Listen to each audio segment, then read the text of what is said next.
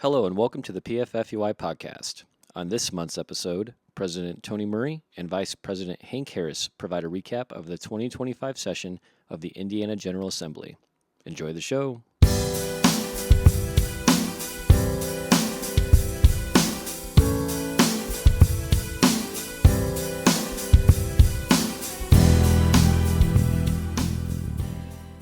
Hello and welcome to the PFFUI podcast. My name is Eric Shoaib, and I'm joined today by President Tony Murray and Vice President Hank Harris. Hey guys, how are things going today? Pretty good, Eric. Pretty good.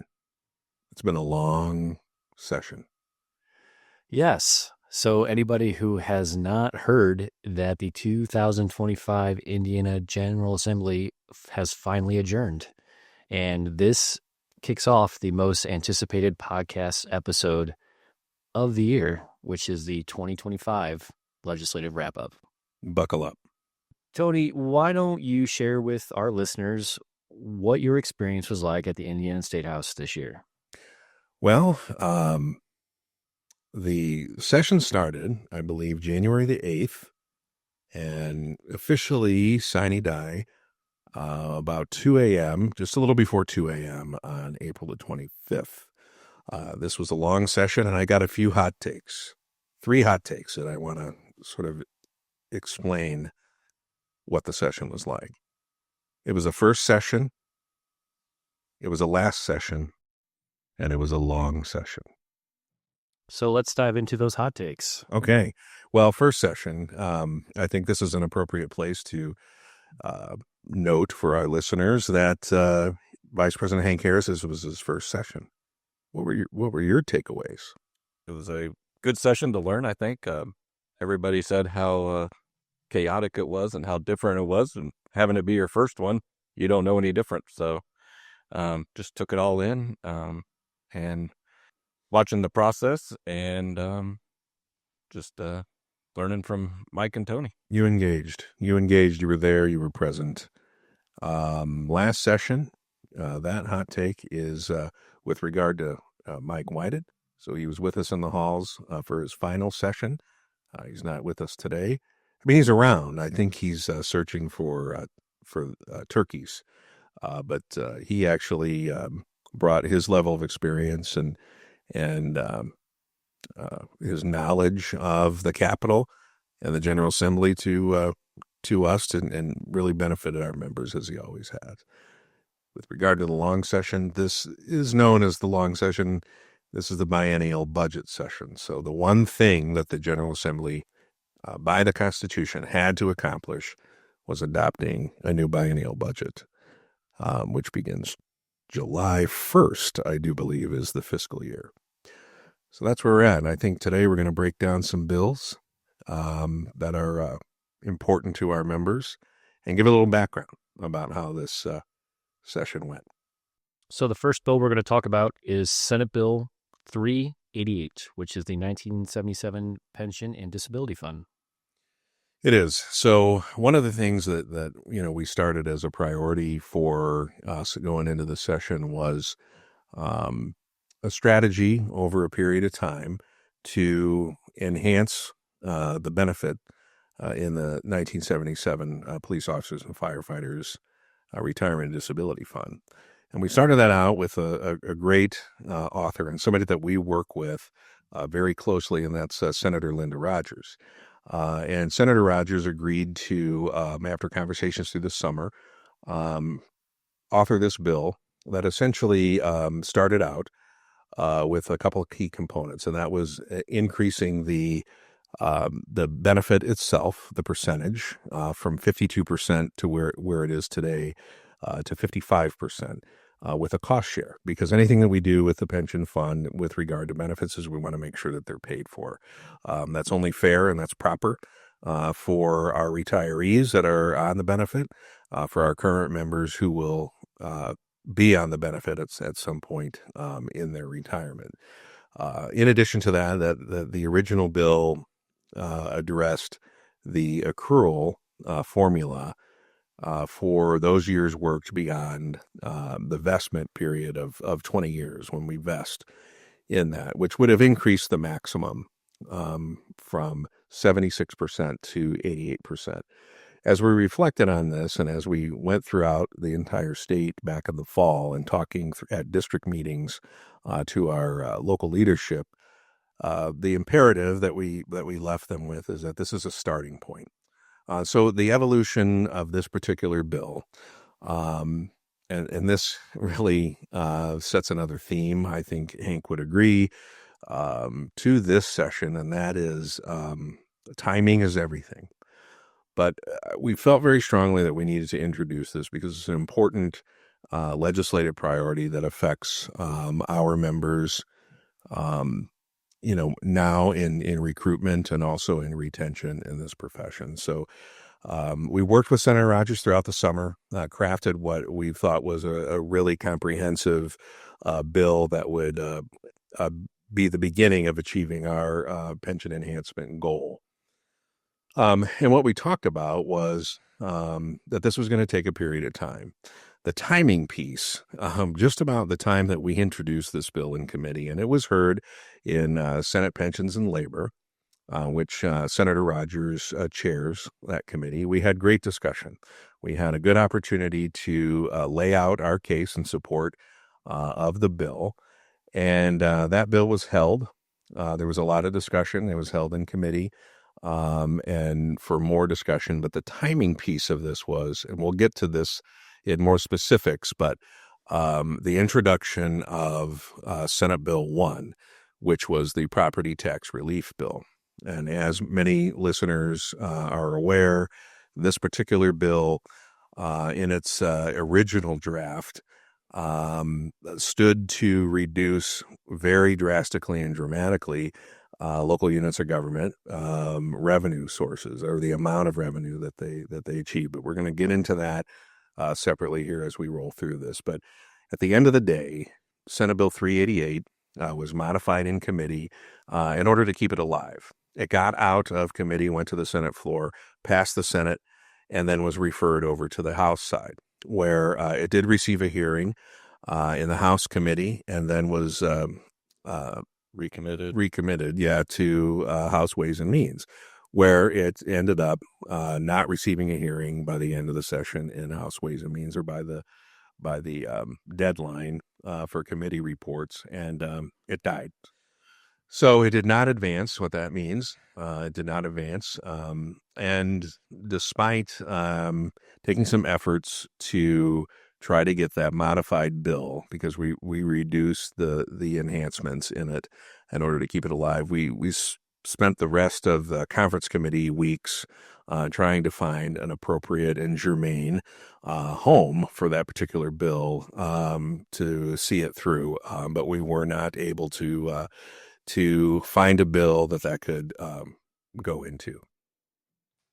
So it seems like up until the very end of the session that our legislative team was trying to get 388 done. That's what it sounds like to me.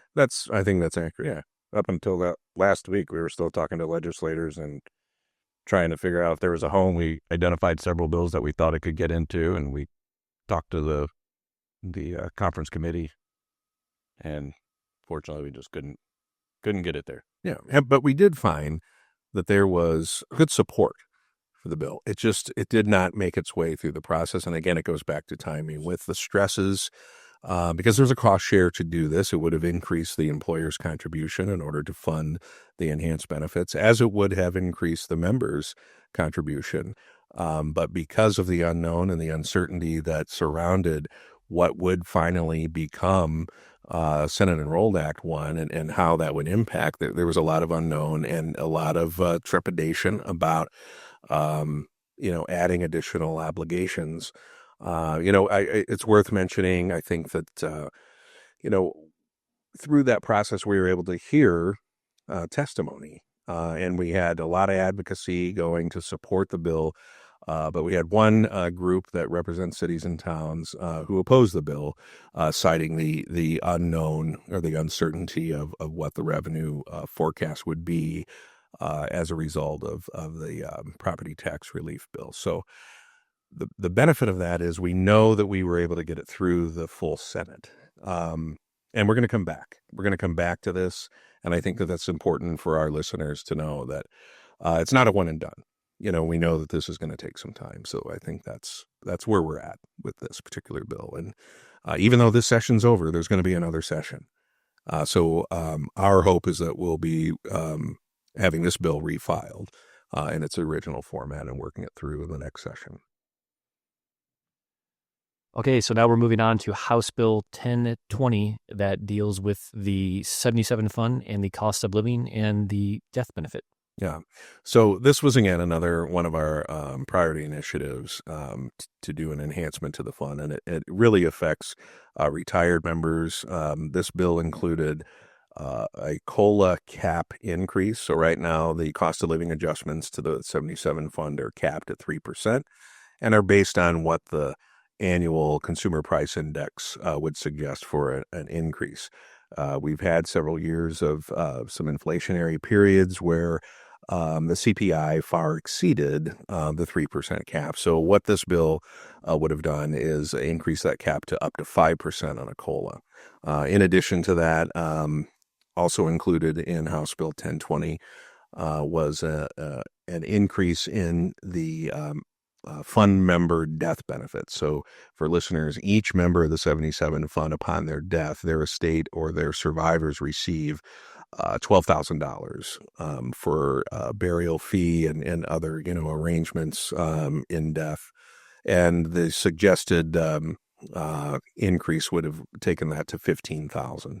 One of the things that we've talked about, even on this podcast and through our discussions across the state, has been that that particular benefit is taxed as income because it comes from a retirement fund and not from an insurance policy. So the moving that to $15,000 would have offset that impact, and really then, for the most part, the recipient would realize the intended full $12,000 in death benefit.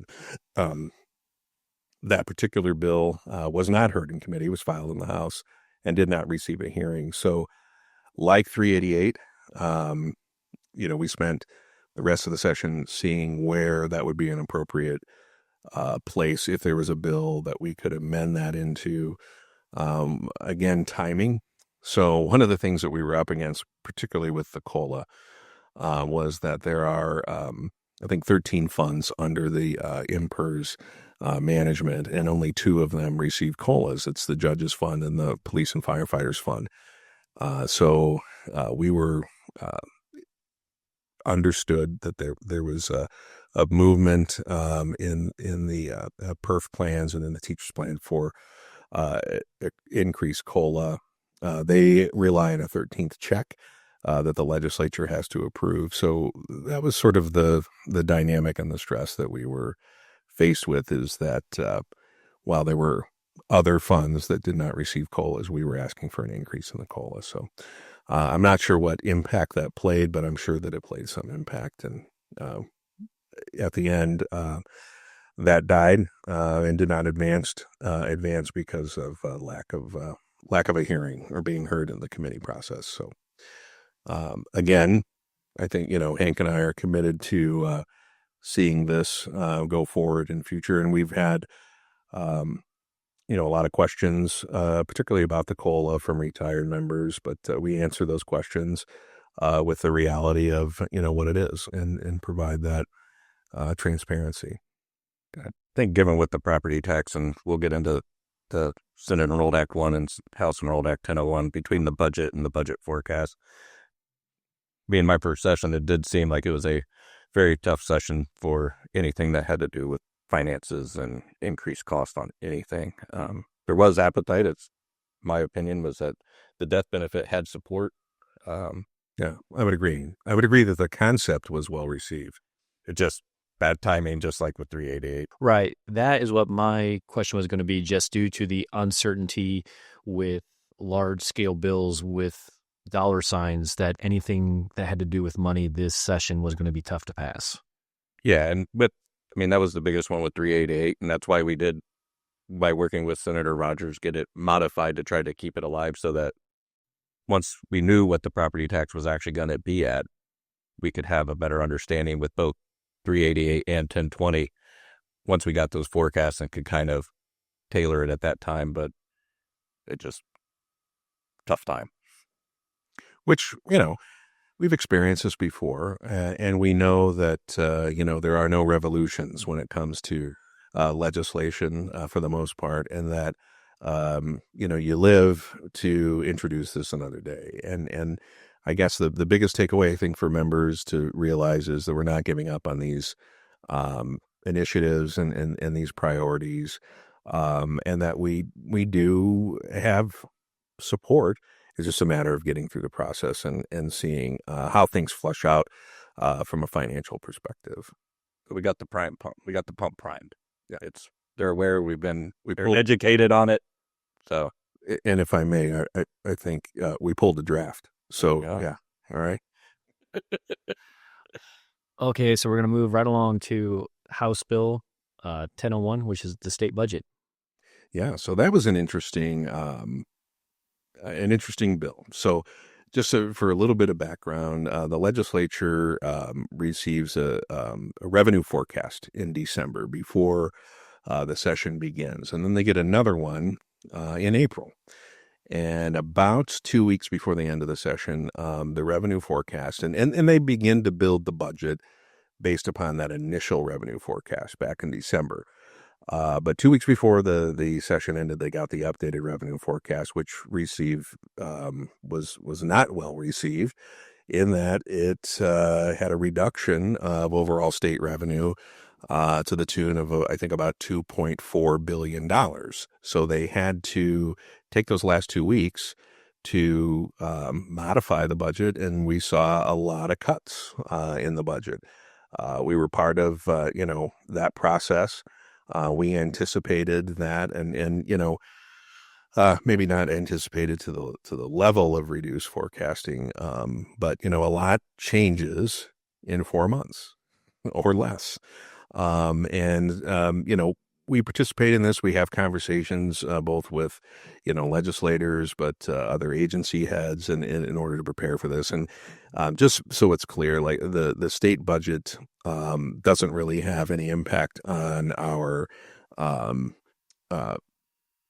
retirement and disability system, because they're funded separately. There's two funded, but anything that comes with revenue streams and impact to that in some way has an impact on things going forward. So I think Hank is right that anything that with a dollar sign was really in jeopardy. But I think, one of the things that we concentrate on in a budget year is ensuring that Homeland Security, which Fire Marshal's Office and EMS are under, that the funding is there for those agencies that impact us. One example is training.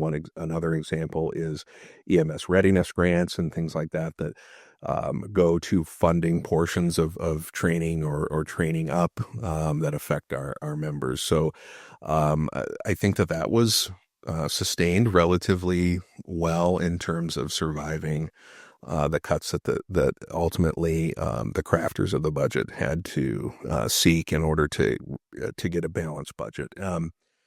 Big takeaways is, I think looking at that, it forced the legislature to look at alternative revenue sources. And, if you watch the news, one of the things that they impacted, they used some funding that they had, existing funding, to implement, but to fund some other things, they implemented a tobacco tax, which for this legislature has been seemingly unprecedented for a number of years, in that they have not, they've not gone to that before. So, House World Act 1001 is done. And really they concluded that right before they adjourned sine die on the morning of April 25th. Now, is it common in these legislative sessions to have kind of months and months of just steady work, and then the last 48 to 72 hours things get turned on their heads a bit?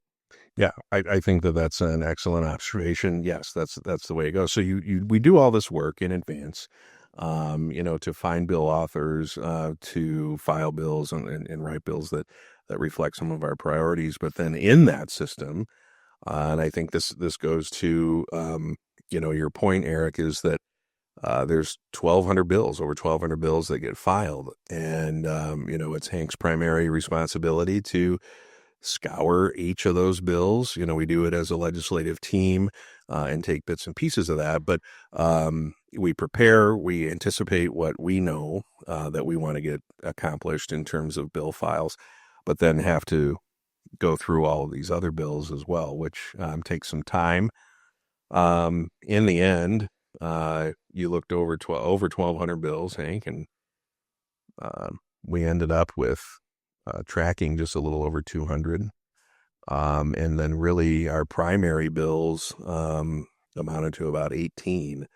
But we're also, through that process, having to take positions on these certain bills. And I think we're going to go over some of those too. But it does, in many respects, it kind of does all, once you get bills moving through the process, it really all boils down to the last couple weeks of the session, to your point. And then that's where the scramble comes. Yeah, and even with, no matter the prep work you do and what you think, what I've realized from it was you always have to be on the lookout for amendments. We had bills that were going that were amendments we're trying to get put on or being put on, and working through that process, and not only reading the 1,220 bills, even though they may not look like they have anything to do with us.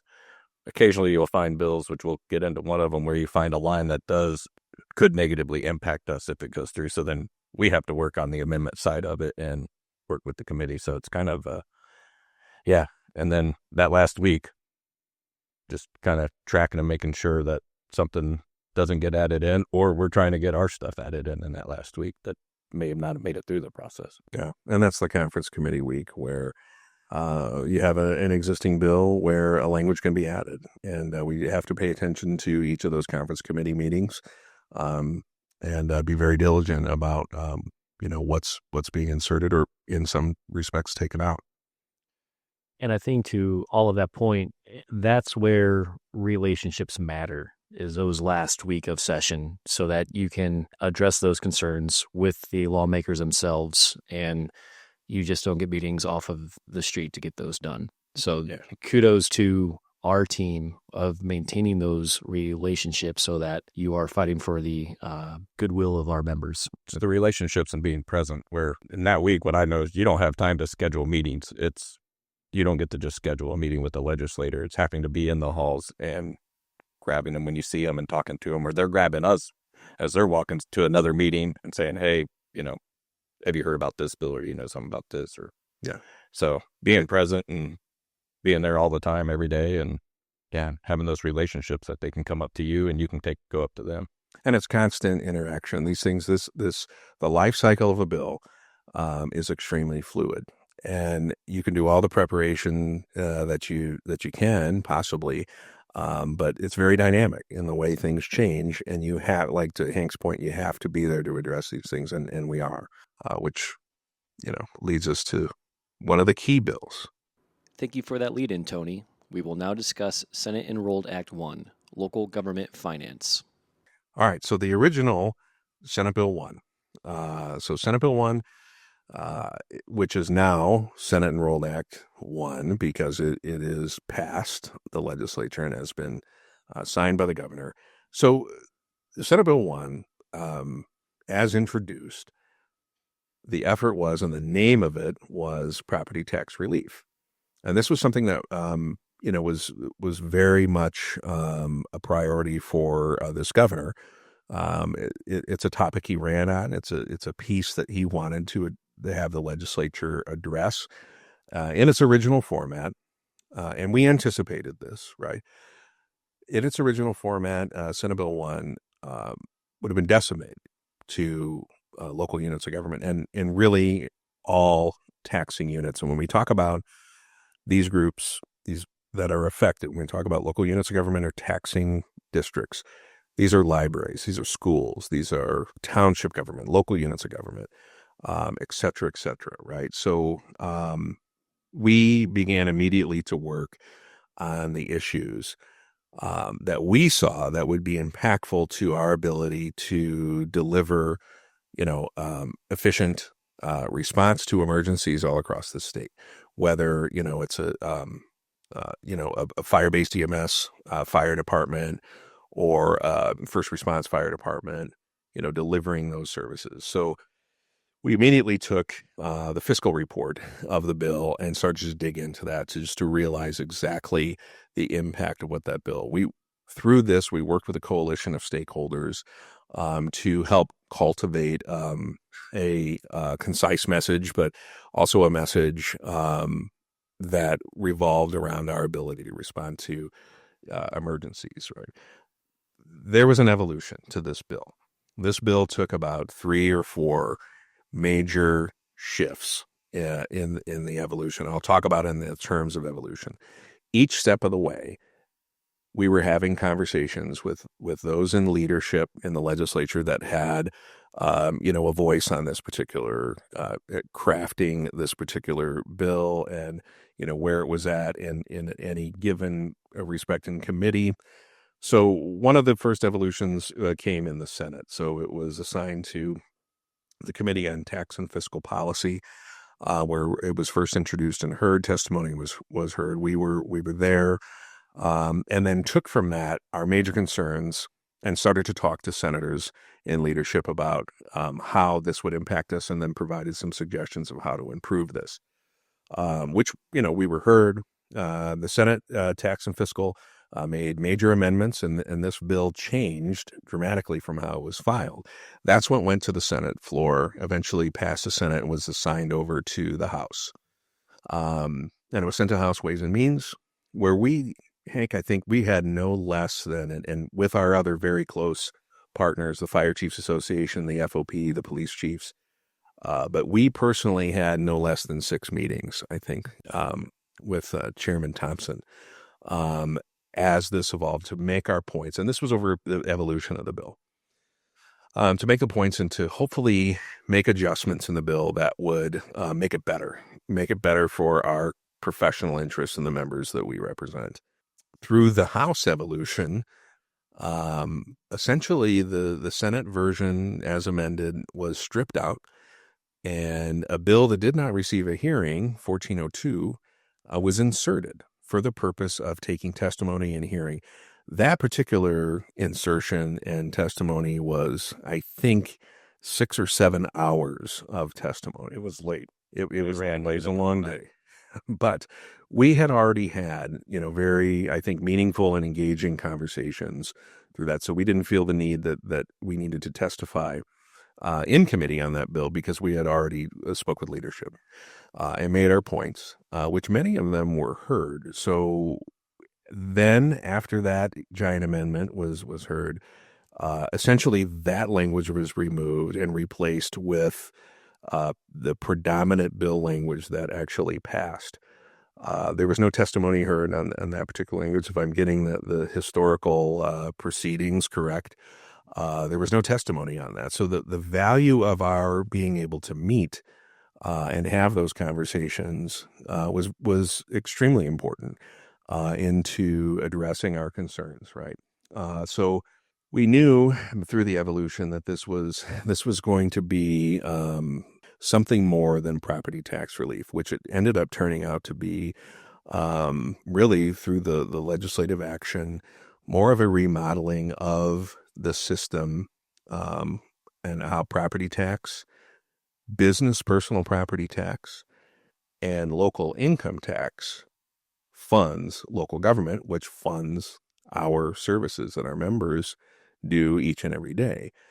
And in the outcome of that, and what actually did pass, and there were additions to things that were not necessarily something related directly to our professional issues, right? There was a lot added to that bill.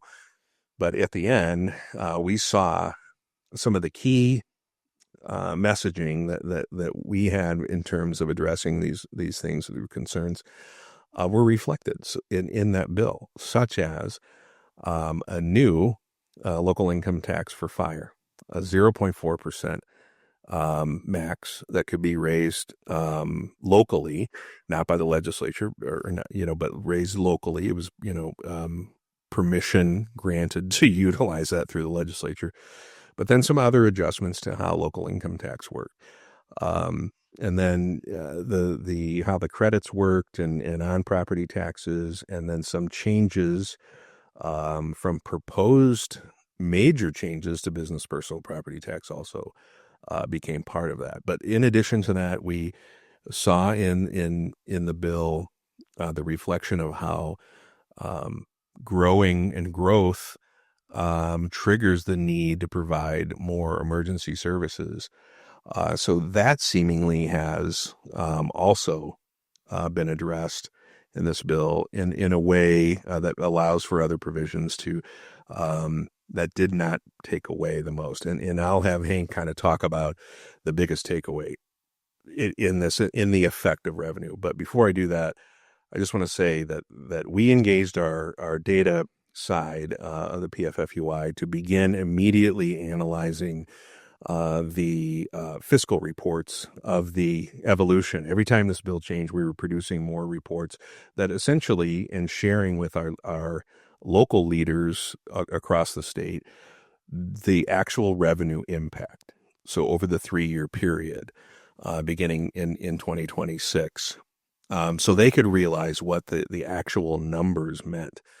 So if I can kind of boil this down to, we've taken this and we've done the analysis. We're doing a further analysis on the impact of a maximized lit bandwidth. If the full maximum lit or portion of that were to be implemented, we want to know what those numbers are so we can communicate that to our local leaders. But what we began to see was that it was a reduction in how fast revenue amounts grew, a reduction in that, or a slowing in that, which left still many local units to receive more than they're getting in 2025, but at a slower rate. How did they characterize that? It was a decrease in the increase. So there's still an increase. They're just not as drastic of an increase or as big of an increase as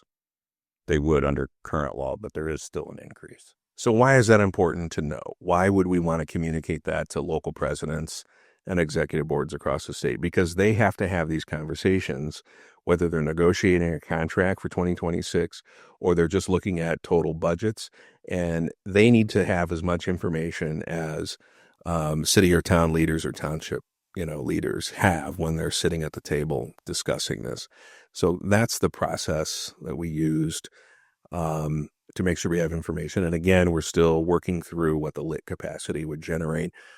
So, our leaders in the local affiliates across the state can, have that information to have meaningful discussions and to then see if they have to replace lost revenue through reduction in property tax or the revenues or business personal property tax. If they implement the tools of lit, which is going to require an elected person to actually take that vote to raise local income tax to fund public safety, the information, and to translate that to a value, a proposition for emergency response.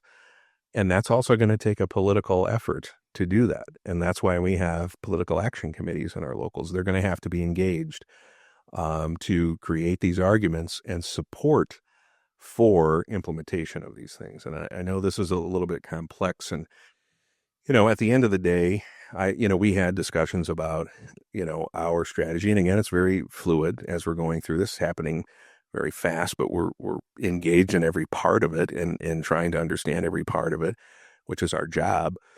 But we have those strategy discussions about, do we do a member campaign? Do we do a member initiative to reach out to the legislators? Timing is everything in that, because there are times when, you do that, but there are times when you don't do that because we know where it is at in the process. The other thing is, do we rally the troops? There's rallies about every day, about one thing or another, supporting or opposing. It was our judgment that would not have been effective. And what we're trying to do is be effective. It might have made people feel better to come scream and yell. I know that I don't feel better when I'm working in the halls and hearing people scream and yell. That's just, but we felt like the strategy was to do our work professionally, as we always do, and pull those levers of lawmaking and to have our say in a professional way and backed up by data in the offices of decision makers, essentially. I think it goes back to those relationships that we have. Like Tony said, we met with Chairman Thompson no less than 6 times. We actually met with him before Senate Bill 1 even went to the House, because we were talking about other bills that we had that were in his committee. And we were talking about this bill while we were talking to him about those bills. We were involved in this process back in February and January, already looking at how this process is going to go and what's it going to look like if it comes over to the House. And because we were working on other bills, we had his ear. Let's start talking about it. So having those relationships, talking to him, and I think it is reflected in the drastic change. The original Senate Bill 1 had something like $1.5 billion in cuts, and actual localities were actually going to lose money and actually have a reduction in the first year. And as it evolved and as it got over to the House, and being able to talk to those in leadership and being able to explain it, you can see those changes reflected in this. And we had talks with them like, okay, well, we understand property owned, like we understand that side. Like, I pay property taxes too. A lot of us pay property taxes too, but you still have to provide that service, and we still have to provide that service to the community as well. And I think that's reflected in what the change was, is that, okay, we understood that we're going to give these locals the levers and the tools to still be able to do that versus just a blanket, this is what you're getting and good luck. It's like, we're going to change it, and it is more of a change of how the tax system in the state of Indiana is actually going to. And not to get too far into the weeds, but there was changes like levies, rates, business personal property tax, income tax, property, like it all was a holistic change. And because we have those relationships, and I think because we do have credibility, I've witnessed my first session that the legislators, we have credibility with those legislators, that we can continue these talks going forward. I don't think this is the end of this conversation. I don't think so either. I agree with you 100%. This is not. If we need to still have that open dialogue and have that communication so that we can still have a seat at the table as this evolves in the future, that we can still get our input, and they did hear us. And these were conversations we were having even before the end of the session. After Senate Roll Act 1 passed, we started having these conversations with lawmakers in the halls to say, we may evaluate this and come back and suggest some tweaks in the next session, the next short session, because we'll take the summer to find out what the real impacts are.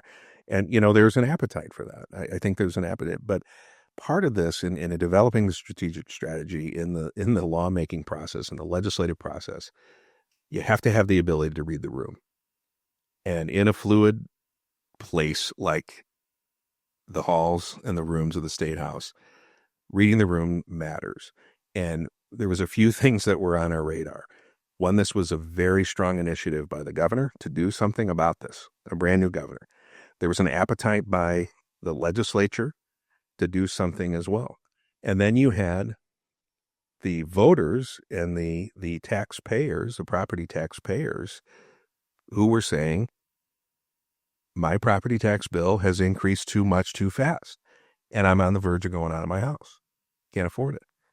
For certain demographics, right? Particularly those in the fixed income, and seniors, disabled veterans.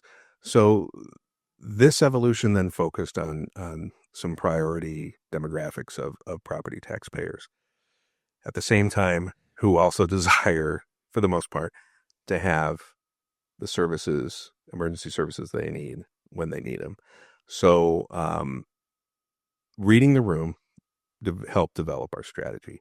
And because this is so fast moving, we couldn't quite keep up with updating to the extent that maybe some members or leaders wanted us to, but we were definitely working with, very closely aligned with our public safety partners all through the course of this. So at the end of the day, I think that we still have an opportunity to bring suggestions and changes as this full implementation, there we go, Set and Roll Act 1 takes full effect over the next 3-year period.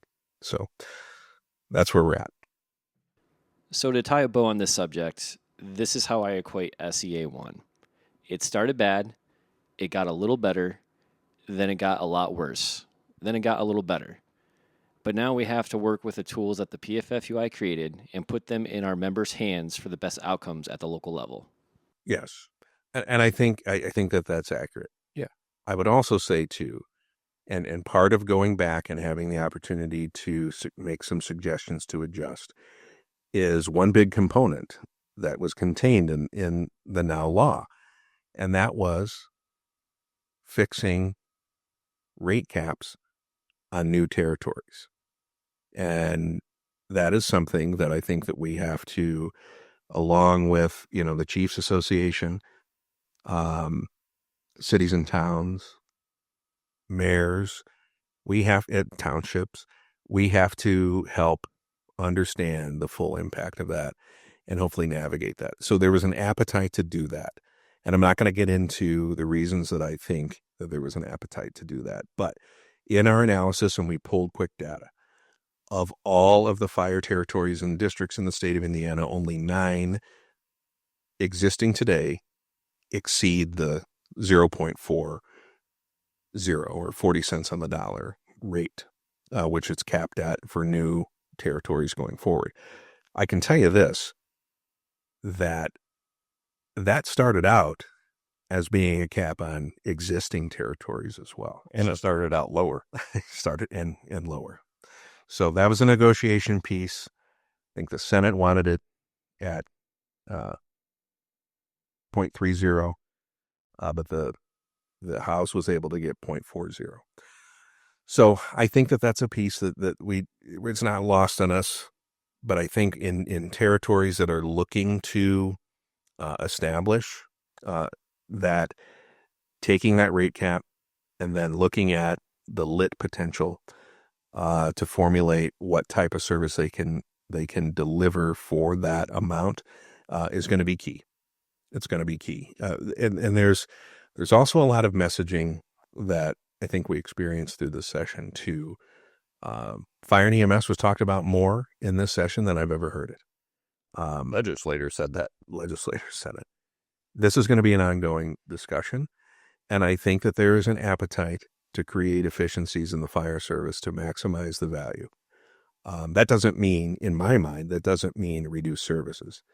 That means us getting to work and actually helping to have an impact and a say in the vision of what the most efficient and most capable emergency response looks like.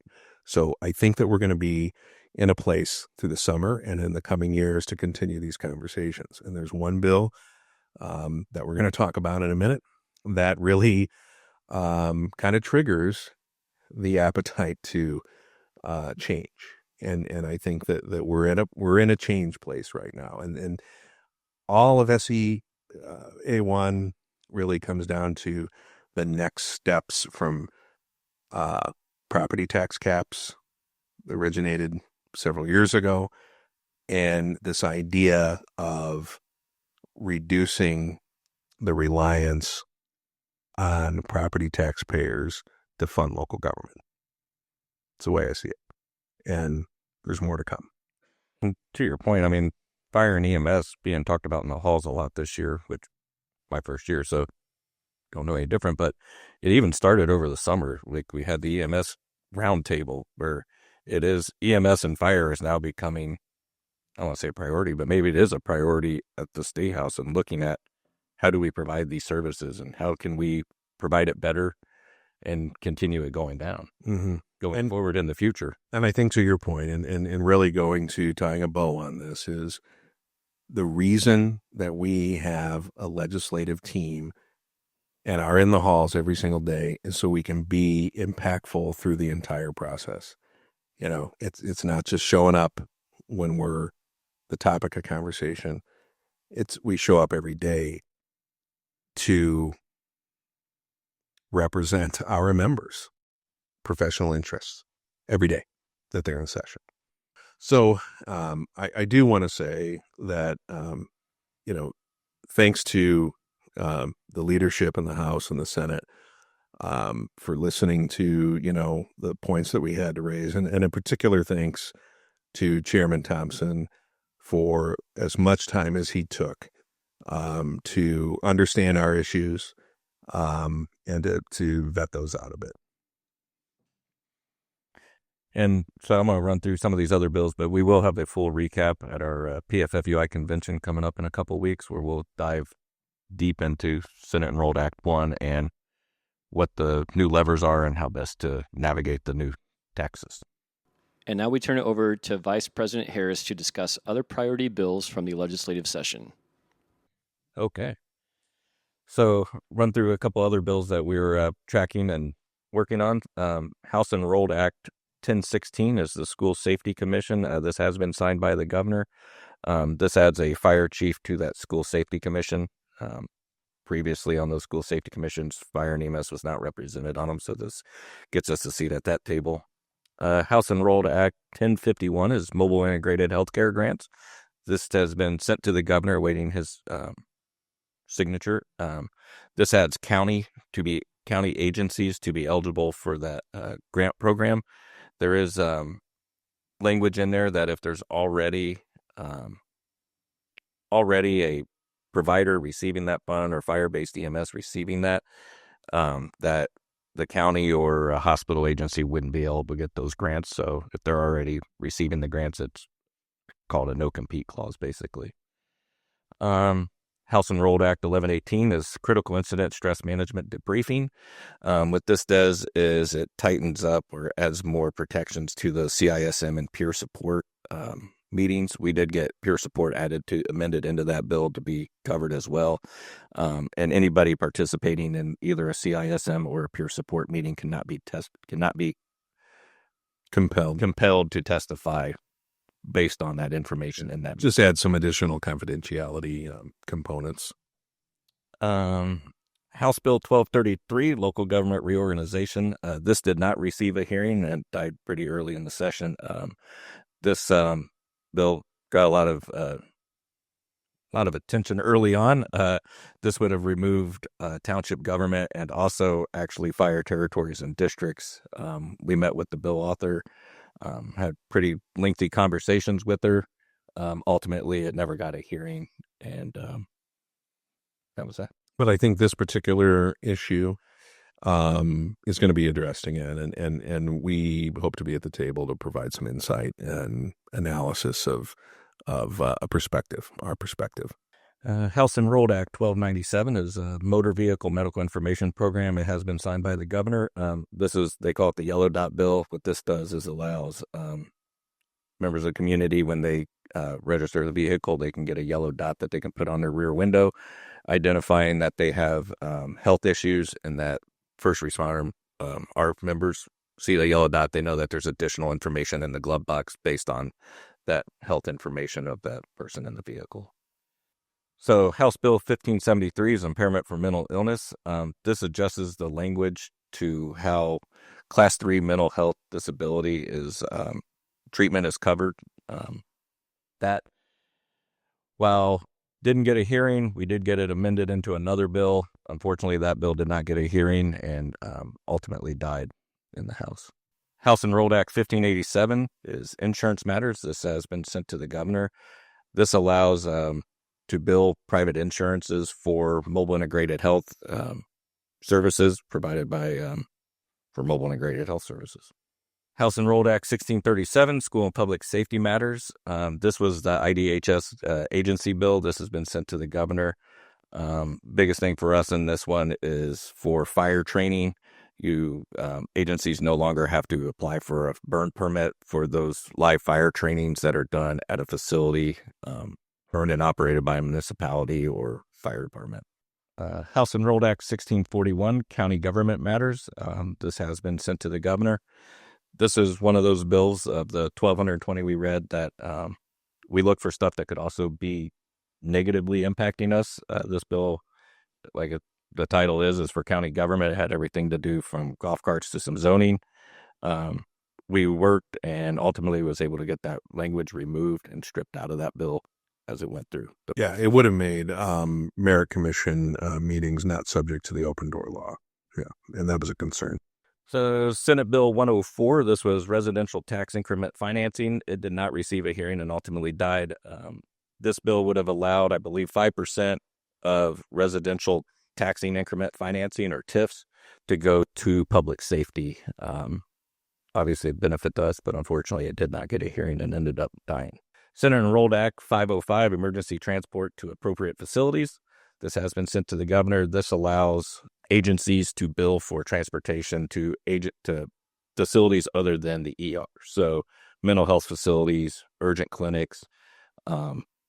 Previously, you could only bill private insurance for ER visits. This allows you to transport to a more appropriate facility and still be able to bill for it. Thank you, Hank. And for a full list of all key pieces of legislation and all pieces of legislation that the PFFUI was following, visit our website at www.pffui.com. Tony, this was a marathon of a podcast today. Boy, you're telling me. But there was a lot of good information. People are going to be talking about this. Yes, yes. If they made it through, they got a lot of information. But wanted to remind everybody that the PFFUI Convention is coming up at the end of May in Fort Wayne, Tony? We look forward to being in Fort Wayne. Fort Fun, the Mad Anthony Wayne Convention Center in downtown Fort Wayne. We'll be there. Please come, have a great time, and be ready to do the good work of the union the last week of May. I also wanted to end this by saying that political action is very important. It's going to be more important moving forward. So if you haven't given to the PAC, please consider. And if you have, let's double the PAC. Let's double the PAC, Eric. Let's do it, folks. That's right. On behalf of Vice President Harris, President Murray, and myself, take care and be safe. We will see you in Fort Wayne.